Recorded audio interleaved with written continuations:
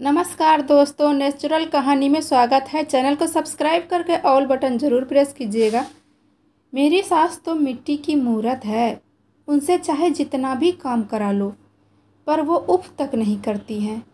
फिर रिंकू की सहेली आभा कहती है, अरे नहीं यार, मेरी सास तो बहुत कड़क है, हमें बहुत परेशान करती है, अपनी मर्ज़ी का हमें तो कुछ भी नहीं करने देती। अरे यार, सास तो मेरी भी कड़क ही थी, लेकिन हमने शुरू से अपना अगर दायां पैर नहीं चलाया होता ना, तो वो भी मेरे सर पर चढ़कर बैठी रहती और मुझे भी अपने मन का नहीं करने देती। हमने तो उन्हें अपने मुट्ठी में करके रखा है, इसलिए मेरी सास अभी सीधी है। मुंह बनाते हुए रिंकू अपनी सहेली आभा से कहती है। रिंकू ने शाम को अपने घर पर छोटी मोटी पार्टी रखी थी। दिन भर अपनी सास से काम करवाकर रात को अपनी सहेलियों के साथ पार्टी करती।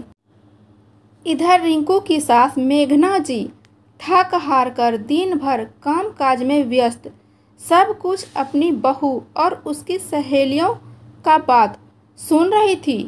वो निराश भी हो रही थी, लेकिन बेचारी कुछ नहीं कर सकती क्योंकि रिंकू बहुत ही गर्म मिजाज की थी। उसका दिमाग बहुत ही जल्दी गर्म हो जाता था। अगर सास कभी कुछ कहती तो वो पूरे घर को अपने सर पर उठा लेती। उसकी आवाज़ सुनकर पड़ोसी भी घर में इकट्ठे हो जाते थे। इसलिए मेघना जी हमेशा डरती अपनी बहू से।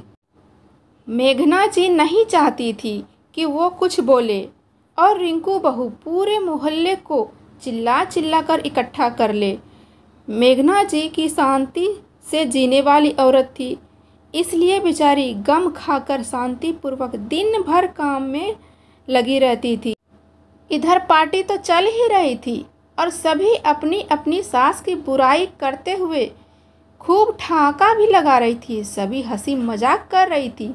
अपनी सासू माँ का सभी सहेलियाँ बैठ के मजाक उड़ा रही थी। कुछ देर बाद पार्टी खत्म हो गई, सभी अपने अपने घर को चली गई। मेघना जी का 7 साल का पोता ट्यूशन से आ गया था। मेघना जी ने उसे खाना पीना अच्छे से खिलाया पिलाया और उसे जाकर सुला दिया। बेटा भी ऑफिस से आ गया था। मेघना जी अपने बेटे को भी खाना खिला देती है और दूध भी दे देती है।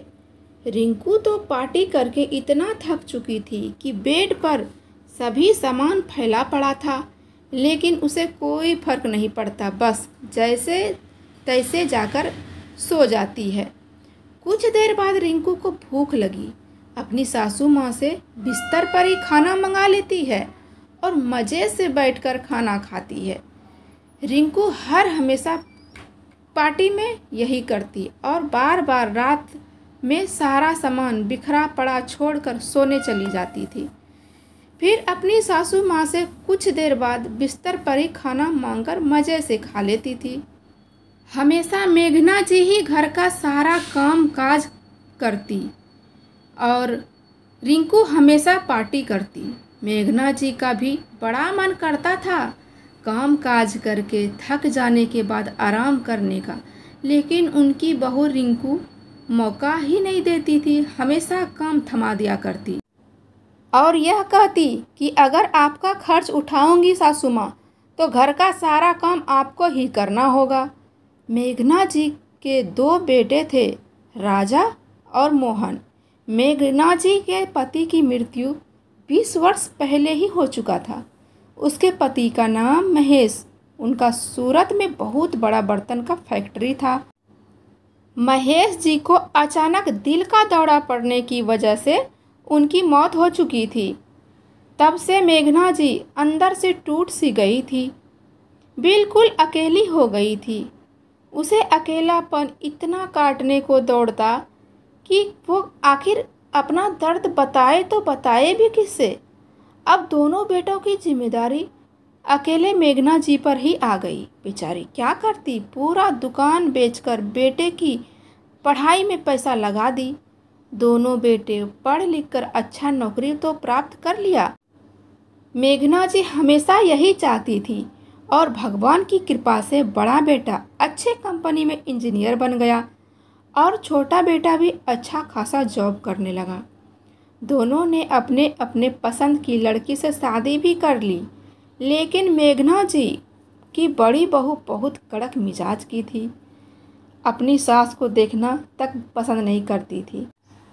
लेकिन मेघना जी की छोटी बहू बहुत ही अच्छे स्वभाव की थी, बहुत ही ज़्यादा प्यार करती थी अपनी सासू माँ से।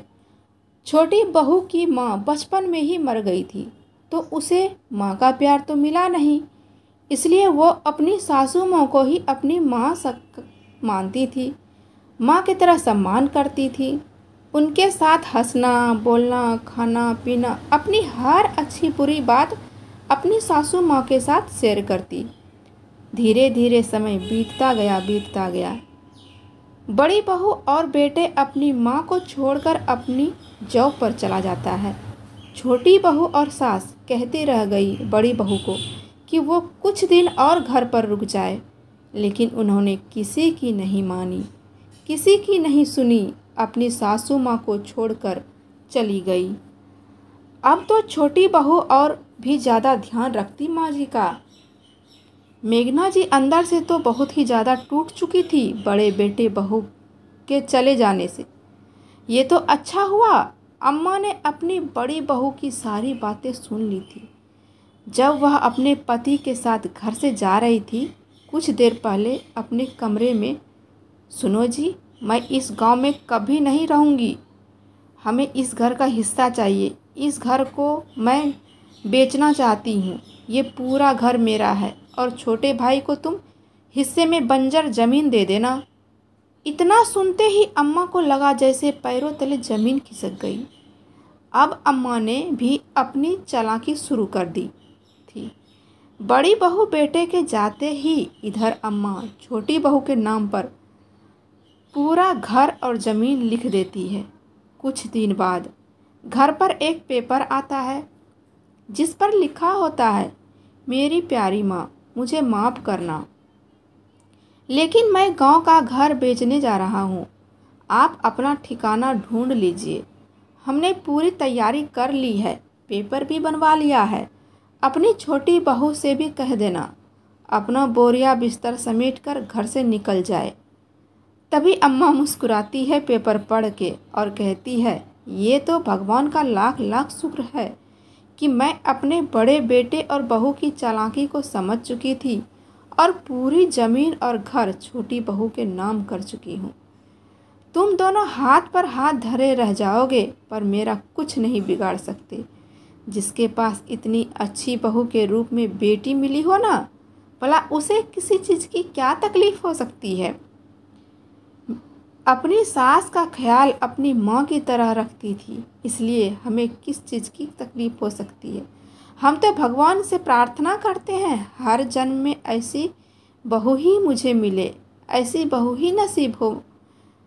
2 दिन बाद बड़े बेटे बहू जब घर आए और उन्हें ये सारी बातें मालूम पड़ी तो अम्मा के पैरों में गिरकर रोने लगे। अम्मा, हमें माफ़ कर दो, हमने आपके खिलाफ़ साजिश रची, ज़मीन और घर बेचने की हमसे बहुत बड़ी भूल हो गई। मेरा नौकरी भी चला गया अम्मा, अब मैं कहाँ जाऊँगा, हमें इस घर में रहने दो माँ। अम्मा के दिल को ठेस पहुँची थी बहुत ही ज़्यादा। वो एक भी बात सुनने को राजी नहीं थी। ये तो शुक्र है छोटी बहू का दिल बहुत बड़ा था। अपने जेठ और जेठानी के लिए अपनी सासू माँ से विनती करने लगी, अम्मा, आपने हमें बेटी माना है ना, तो मेरी एक बात मान लो, इन दोनों को माफ़ कर दो माँ, हम सब खुशी खुशी साथ में मिलकर रहेंगे।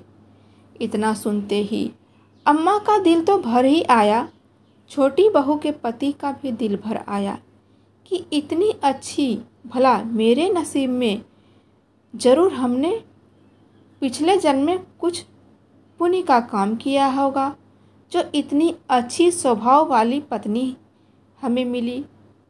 छोटी बहू के पति कहते हैं, अम्मा, छोटी बहू का बात मान ले, बड़े बेटे बहू को माफ़ कर दो, हम सब खुशी खुशी एक साथ रहेंगे। और दोस्तों, इतना सुनते ही अम्मा बड़े बेटे बहू को माफ़ कर देती है। माँ का दिल तो बड़ा होता है। तो दोस्तों, छोटी बहू का स्वभाव अच्छा होने के कारण घर में आज सब कुछ ठीक हो गया। कहानी कैसी लगी कमेंट में ज़रूर बताइएगा। हर हर महादेव।